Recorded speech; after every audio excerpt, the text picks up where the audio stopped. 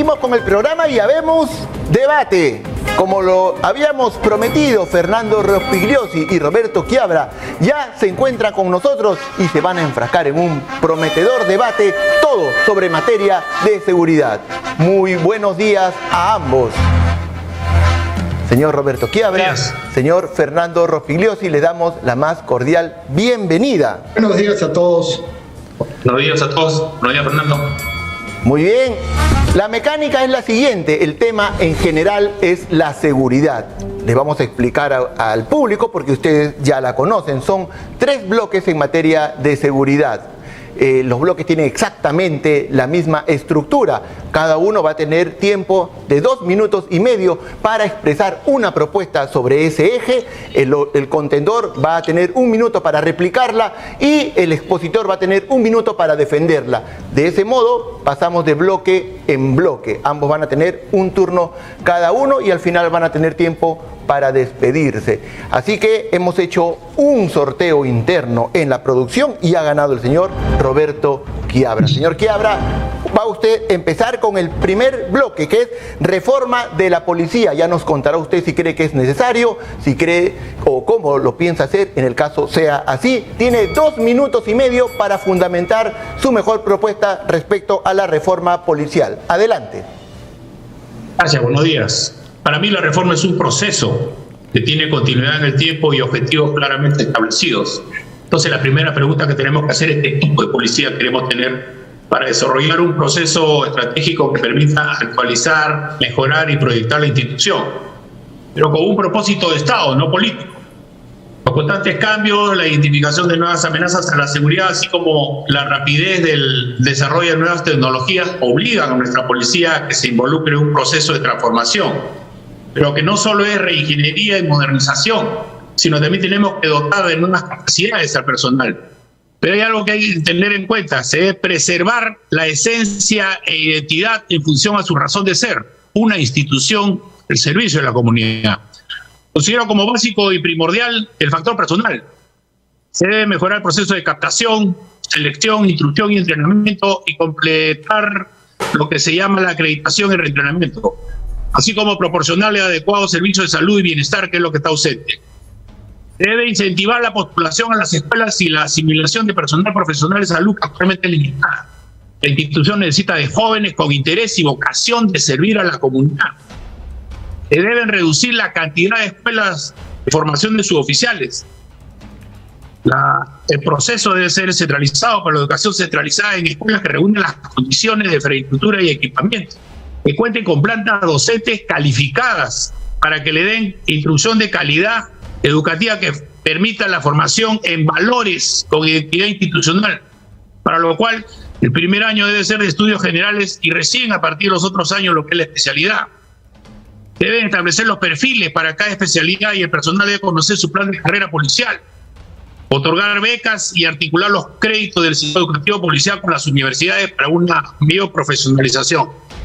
Otros factores a tener en cuenta son la infraestructura, el equipamiento y la logística de las comisarías. Tienen serios problemas porque no tienen unidad de maestranza y no cuentan con personal de servicio administrativo para la labor de limpieza. No hay interconexión entre las comisarías y no tienen ese equipamiento necesario que les permita atender a los ciudadanos, lo que afecta a su imagen y las relaciones con la sociedad. Muy bien, señor Roberto Quiabra, muchas gracias. Señor Rospigliosi, 1 minuto para replicar las propuestas del señor Roberto Quiabra. Nos ha hablado de las escuelas de formación de oficiales, entre otras muchas propuestas. 1 minuto para replicar. En efecto, hay que hacer muchos cambios y mejoras en la policía, como ha señalado Roberto Quiabra. Yo quisiera añadir un tema. En este momento, en esta situación, el actual gobierno viene maltratando, difamando, insultando a la Policía Nacional. Ha destituido a 18 generales para poner a uno de sus engreídos, de esta manera poder manipular políticamente a la policía. Está destruyendo la institucionalidad de la policía.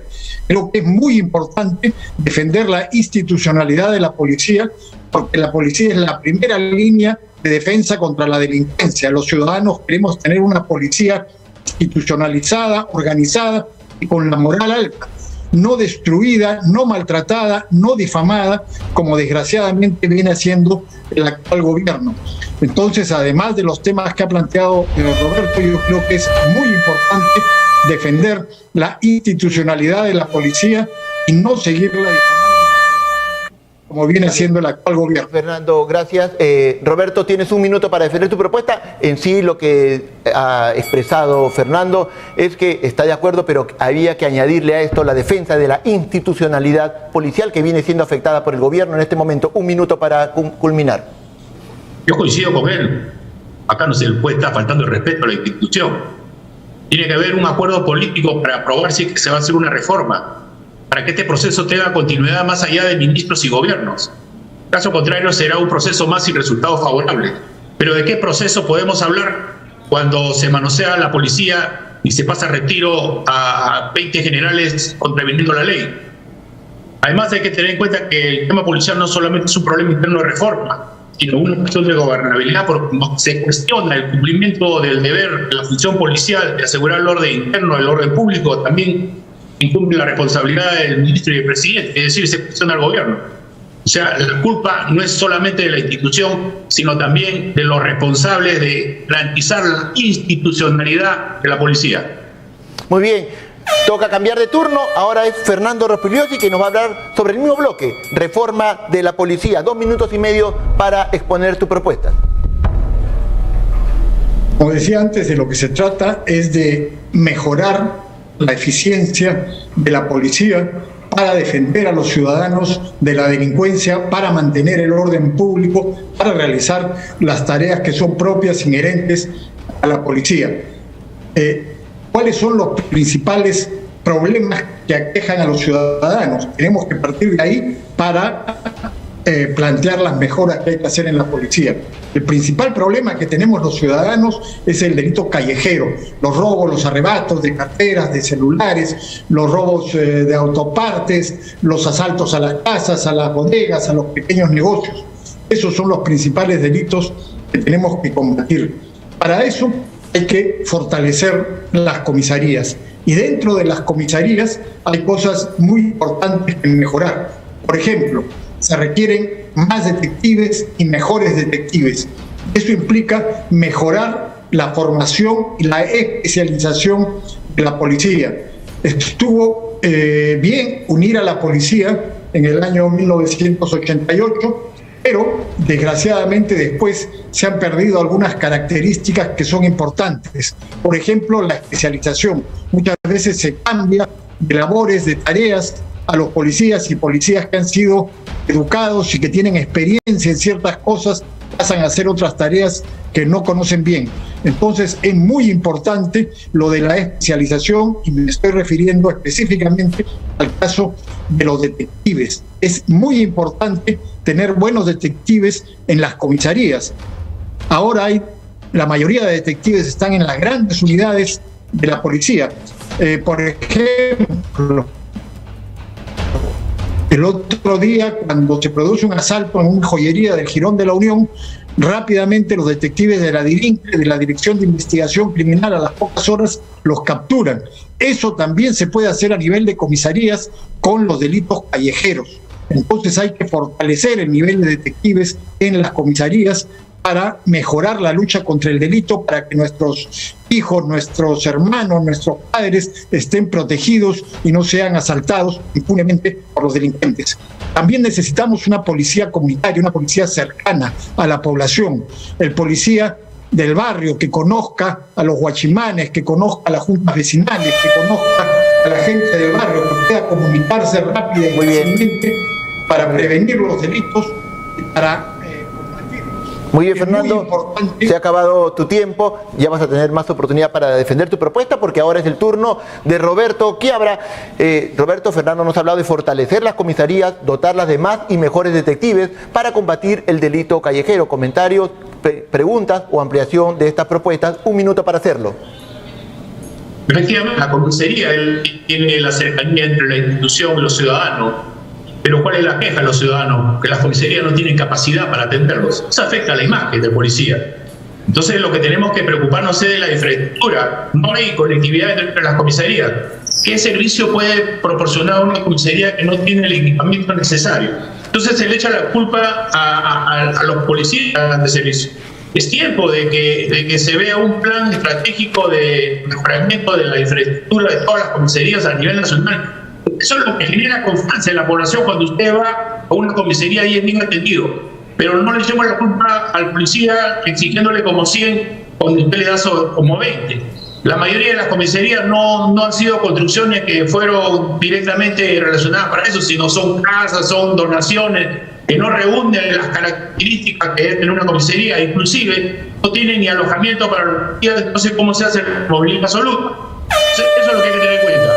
Muy bien, Fernando, un minuto para complementar tu propuesta, considerando lo que acaba de replicar Roberto Quiabra.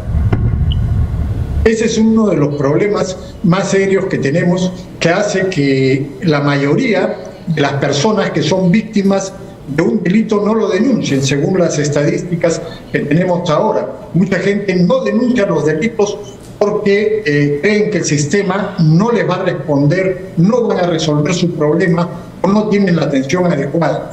Entonces, se trata, en primer lugar, de reentrenar a los policías.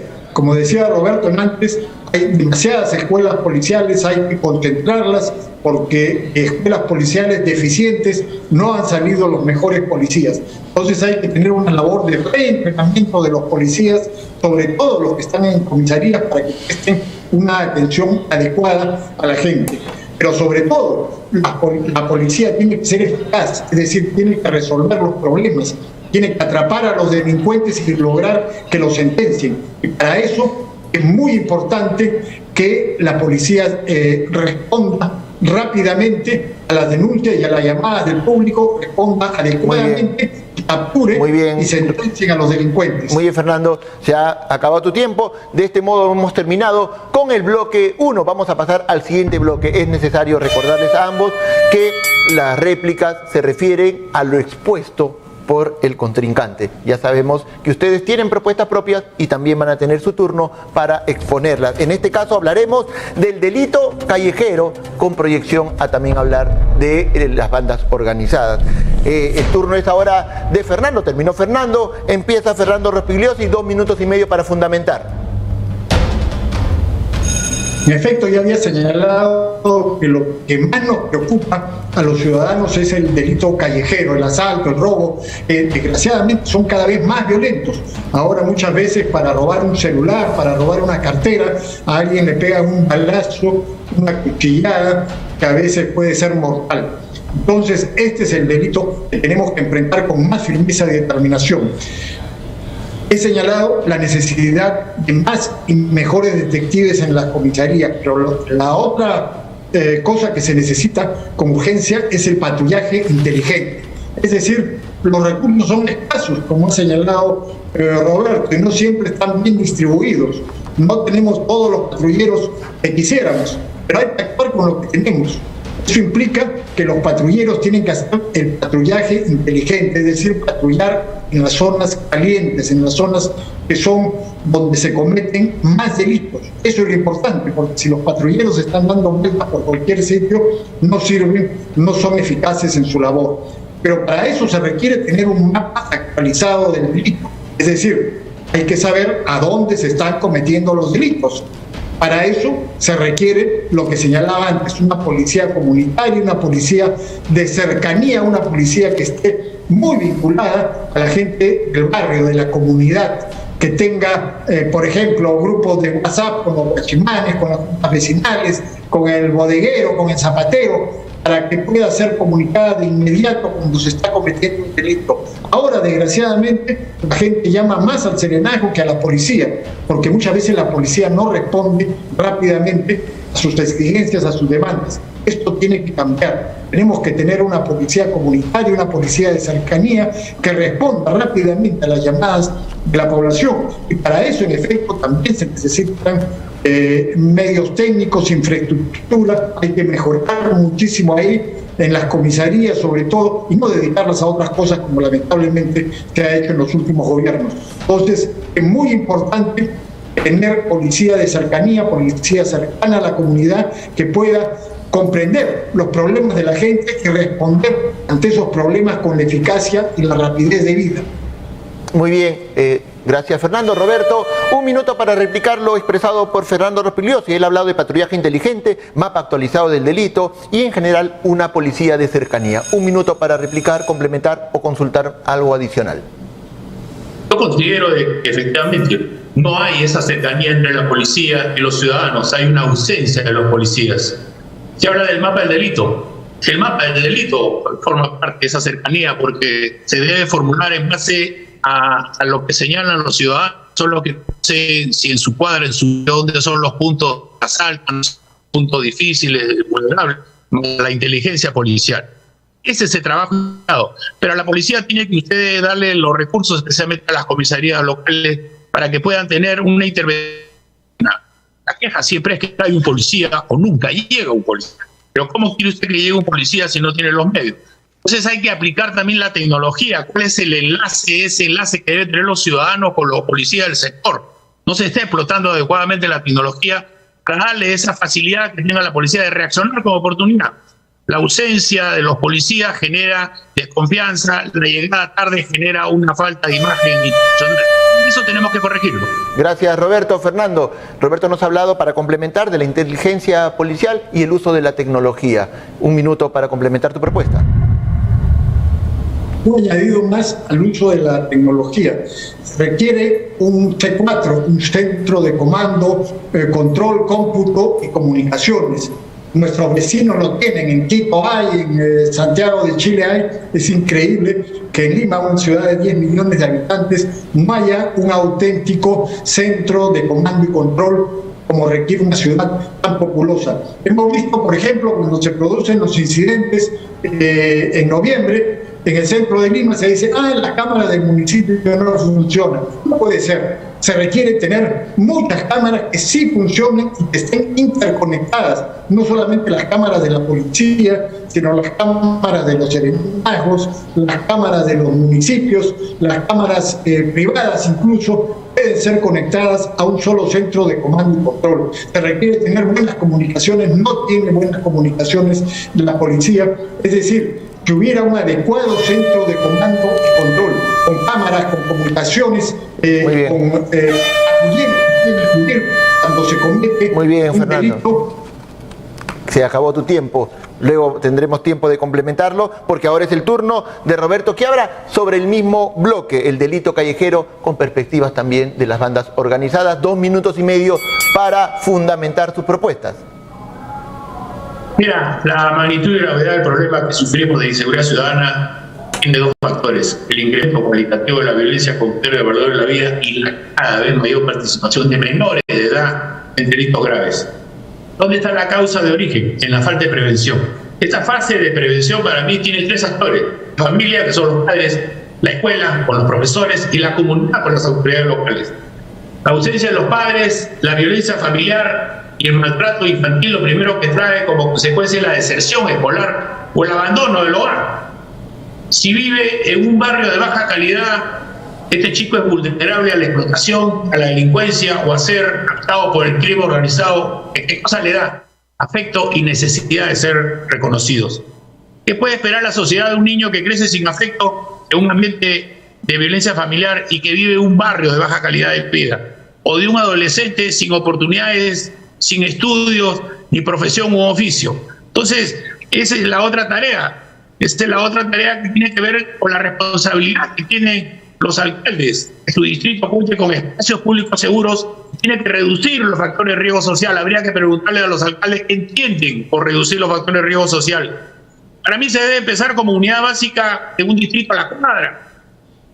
En una cuadra es segura cuando todos se conocen, todos se saludan, todos saben quiénes son, y es una cuadra que no tiene fumadero, no tiene cantinas. Esa cuadra es una cuadra que tiene garantía de tranquilidad y seguridad. La suma de todas las cuadras hace que el distrito sea seguro. Considero también que se deben sancionar los delitos menores y a los menores que cometen delitos. Con charlas familiares, a veces los padres no saben de dónde están sus hijos. Trabajo comunitario y el internamiento en centros juveniles de rehabilitación, ya sea por adicción o por problemas de conducta. pero por cortos periodos en función de la falta que han cometido. Establecer centros de atención primaria de justicia a nivel distrito. Impulsar el apoyo de los padres y tutores para evitar la reincidencia. Antes los padres cuidaban a sus hijos para que no se los lleve la leva y ahora los dejan que la droga los mate. Entonces lo que tenemos que luchar también frontalmente es contra la microcomercialización de la venta de drogas que nos está haciendo mucho daño y está matando a los niños en piedad. Gracias, Roberto. Fernando, es tu turno de replicar. Roberto Quiabra nos ha hablado del valores y abandono del hogar y de las sanciones de los delitos menores y a los menores que cometen estos delitos. 1 minuto para replicar sus propuestas. Claro, es muy cierto que se requieren los elementos de prevención que ha señalado Roberto. Yo quisiera añadir un tema adicional, que es el de las cárceles. ¿A dónde van los delincuentes que son detenidos cuando cometen un delito o cuando tienen una prisión preventiva? En este momento las cárceles del país tienen casi 100.000 presos y están construidas para tener máximo 40.000 y tienen alrededor de 100.000 presos. Se requieren construir más cárceles y diferenciar las cárceles para reos primarios de reos avesados, porque desgraciadamente las cárceles se han convertido en escuelas del delito. Un reo primario que es puesto en una cárcel junto con reos avesados sale al final convertido también en un delincuente avesado que va a seguir cometiendo delitos. Es decir, lo que estamos haciendo con este sistema tan malo y tan mal organizado es favorecer la delincuencia e instruir a más delincuentes para que sigan cometiendo delitos. Gracias, Fernando. Roberto, Fernando nos ha hablado ahora del tema de las cárceles. 1 minuto para complementar tu propuesta con esta réplica. Es algo que no se ve, la rehabilitación, la reinserción en la sociedad o el reintegramiento a la familia y el acompañamiento a la víctima. Es algo que no se mide y es algo que tiene responsabilidades. El INPE, los ministerios sociales y las ONG que se dedican a los derechos humanos. Hay que ver la forma de reintegrar a la familia, evitar la reincidencia, asegurar una eficaz reintegración social, cómo promovemos nosotros la recuperación psicológica de la víctima. Son todos esos aspectos que no forman parte de la seguridad ciudadana, solamente hablamos de prevención. Pero ¿qué podemos recuperar nosotros si los centros de rehabilitación juvenil no reúnen las condiciones para lograrlo? Y las cárceles, como bien dice Fernando, están asignadas, es una escuela del crimen. Por eso que se da la reincidencia y lo otro es ese divorcio entre la policía, Ministerio Público y Poder Judicial, donde los capturados en 5 minutos están fuera. Esas son las cosas que se tienen que actuar también, la resocialización. Muy bien, de este modo hemos acabado el segundo bloque y vamos a pasar al tercer y último bloque. En este caso es bloque libre. Los candidatos a través de sus equipos de prensa nos han hecho llegar sus temas que ellos prefieren tocar en este bloque libre. Terminó Roberto Quiabra, empieza Roberto Quiabra y nos va a hablar de la agenda de seguridad ciudadana de aplicación inmediata. 2 minutos y medio para fundamentar. Adelante. Gracias. Sí, teniendo relación con los temas que hemos tocado, yo creo que debemos dejar de ser tan pasivos y retomar la iniciativa. Además de establecer una estrategia general nacional con estrategias específicas por regiones y distritos, se debe impulsar una agenda de seguridad de aplicación inmediata orientada a poner orden con mano firme, con medidas que, teniendo un equilibrio entre la seguridad y las libertades, nos permitan cortar de raíz el inicio de una carrera delincuencial, trasladar la inseguridad y el temor a los delincuentes, a lo cual los delincuentes tienen que sentir que tienen una alta probabilidad de ser capturados, pero también de ser sancionados por la justicia. En este punto debemos terminar con ese divorcio que existe entre la policía, el Ministerio Público y el Poder Judicial. Tenemos que quitarle las armas a la delincuencia. Yo todavía no he logrado convencer a la gente que por qué no se han bloqueado celulares en la cárcel. Hace más de 6 años que vienen con ese cuento. Solo uno en moto. Hay la noticia de 2, 3, hasta 13 motos nos acercan a toda hora. En moto. Hay que cortar solamente uno. Mototaxi bien identificadas porque también se han convertido en un arma de asalto. Y la clausura definitiva de los estados negros financian y motivan los robos. Cuestión de cerrarla un día y al día siguiente está funcionando. De cumplir con la ley, el 20% de los serenos deben ser licenciados de la Fuerza Armada con 2 años de servicio. La pregunta es, ¿por qué no dotarlo de armas no letales? Hace un sereno o una armada cuando tienen armas, ¿cómo te defiende? Lograr contra la microcomercialización de drogas y la trata de personas. Eso no se puede permitir. Están matando a nuestros hijos desde temprana edad y no hacemos nada. Tenemos que luchar frontalmente y todos esos, cadena perpetua. Vamos a ver si le van a vender drogas a nuestros hijos. Y lo que le hemos señalado con Fernando durante los anteriores, una mejor capacidad de represión de nuestra policía o una aplicación de la tecnología. Lograr esa respuesta genere la confianza que todos esperan de su policía.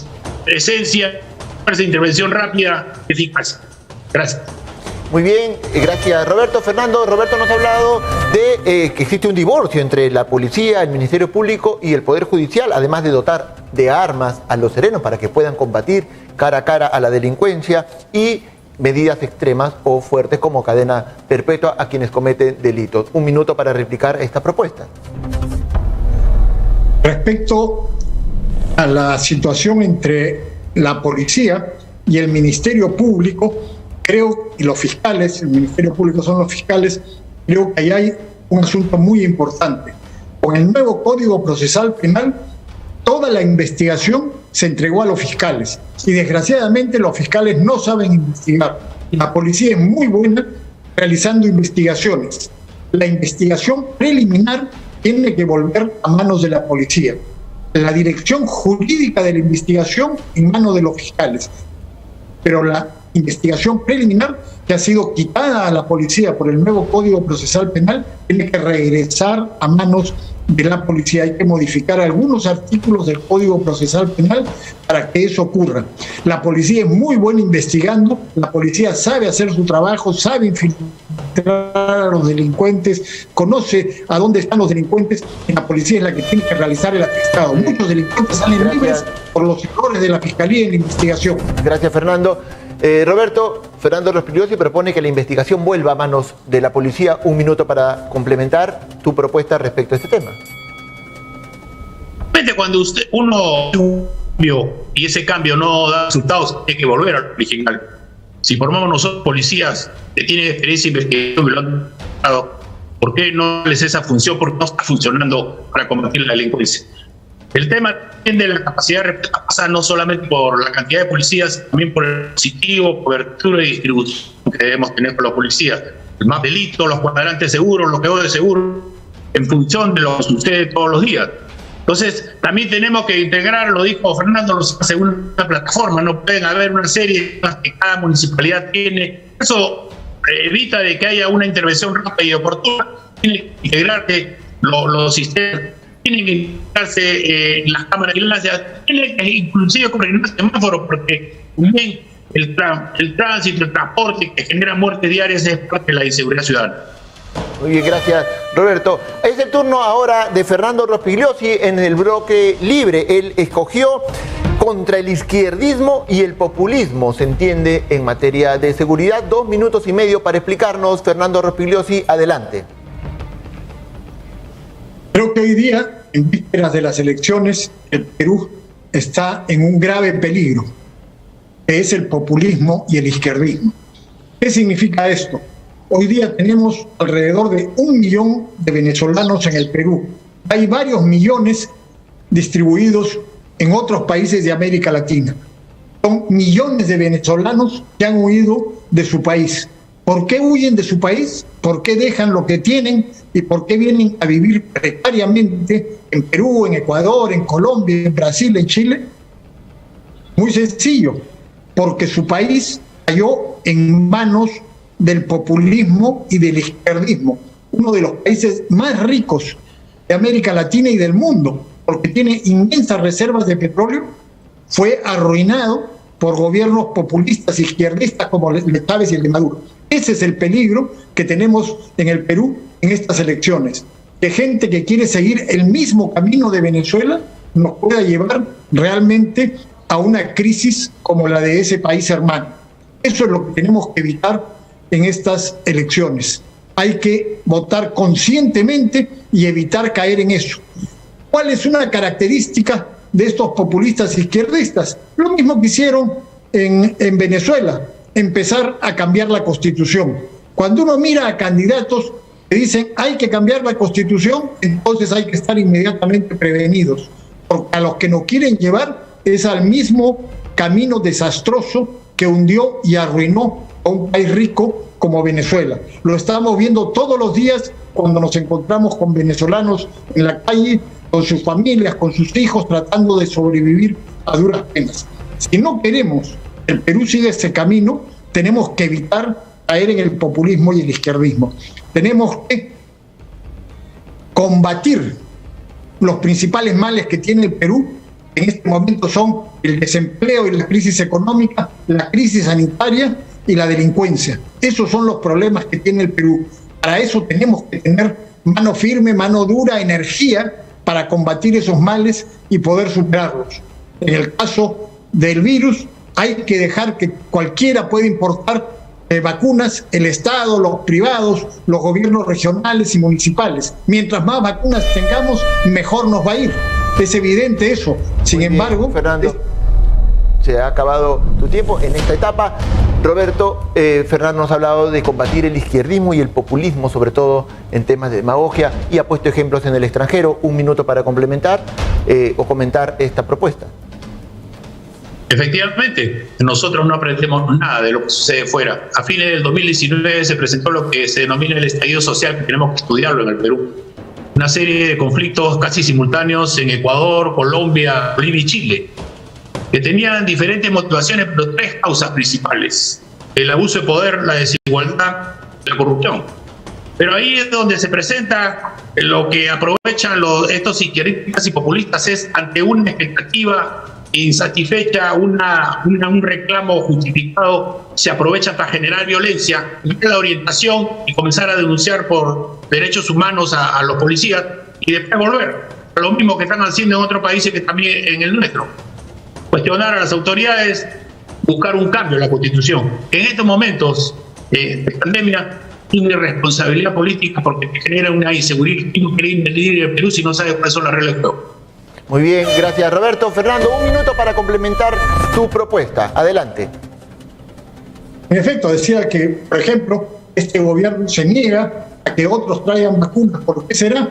Porque de repente hay empresas privadas o gobiernos regionales o municipales que pueden traer vacunas más rápido y más barato que las que trae el gobierno. Entonces ellos quedarán al descubierto.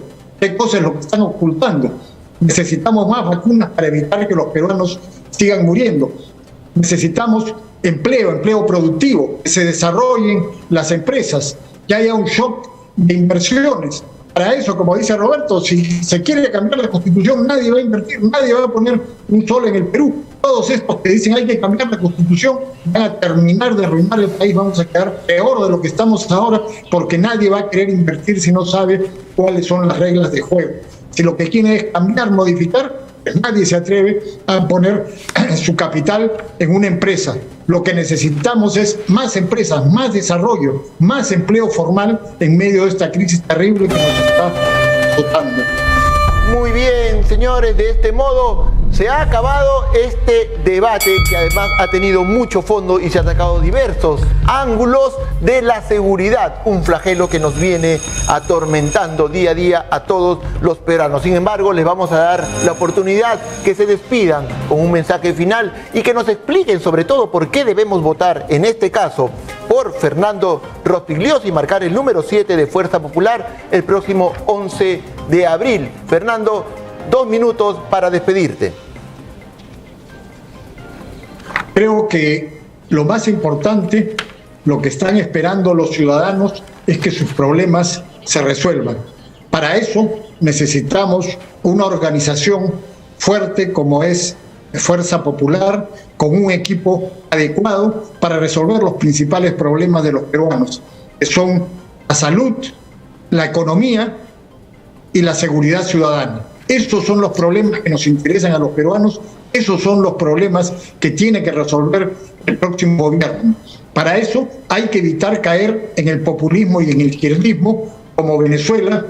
No caigamos en estas promesas demagógicas que hacen aquellos que, por ejemplo, plantean cambiar la Constitución como se hizo en Venezuela, no en la tragedia que hoy día todos estamos viendo cercanamente cuando vemos a 1 millón de venezolanos en nuestro país. Necesitamos un gobierno fuerte que con energía y con firmeza pueda resolver los problemas de los ciudadanos, resolver el problema de las vacunas. Tenemos que comprar más vacunas y tener la capacidad de vacunar a todos los peruanos este año, porque de lo contrario muchos peruanos van a seguir muriendo cuando pudieron haberse salvado.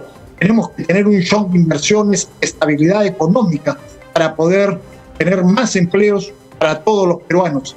Y tenemos que luchar contra la delincuencia con mano firme, con mano dura, con energía, para de esa manera poder transitar tranquilos por nuestras calles y no estar preocupados de si nuestros familiares, nuestros hijos, nuestros padres, nuestros hermanos van a regresar esta noche después de estudiar o de trabajar. Necesitamos entonces tener un gobierno fuerte, un gobierno organizado, pero sobre todo un gobierno que esté al servicio del pueblo, que resuelva los problemas de la salud, de la economía y de la seguridad ciudadana. Por eso creo que hay que votar en estas elecciones por Fuerza Popular y por Keiko Fujimori. Muchas gracias, Fernando Rospigliosi. Es el turno de Roberto Quiabra. ¿Por qué debemos marcar el símbolo de Alianza para el Progreso y el número 2 de Roberto Quiabra? Adelante, 12 minutos. Gracias. Yo al salir elegido aportaré toda mi experiencia a lograr primero un trabajo con unidad de la bancada y dentro de los normales disensos de una democracia lograr los consensos necesarios que permitan superar al país la crisis integral. Y también evitar que se cometa ese error político de jugar con la democracia como ha sucedido en este quinquenio. Ayudar a recuperar la imagen país, algo que no estamos viendo. Un Perú con estabilidad política, seguridad jurídica y convivencia pacífica para así promover las inversiones y el turismo que ayuden a lograr nuestra recuperación económica. La grave crisis que estamos viviendo requiere de gente que conozca nuestro país, que sepa trabajar en equipo y que forme parte de un equipo con experiencia de gestión. Es decir, que sepa y sepa hacer. Si ustedes consideran, los que nos escuchan en este momento, que puedo yo ser un buen congresista, este 11 de abril, sin miedo, marquen las 3A de Alianza para el Progreso y escriban el número 2 para el Congreso. Confíen en mí, no lo voy a defraudar. Gracias. Fue Roberto Quiabra y a ambos le agradecemos su presencia en este programa. Ha sido bastante enriquecedora y además les deseamos la mejor de las suertes el próximo 11 de abril. Han demostrado toda su capacidad y les agradecemos mucho por ello. Muchas gracias. Ha sido un gran debate. Muy bien. Seguimos con el programa y, bueno, luego de la pausa, no saben lo que nos espera. Un invitado especial. Esta pausa será breve, se lo prometo, pero les recomiendo seguir en el programa. Están ustedes en La Mira. Pausa y volvemos.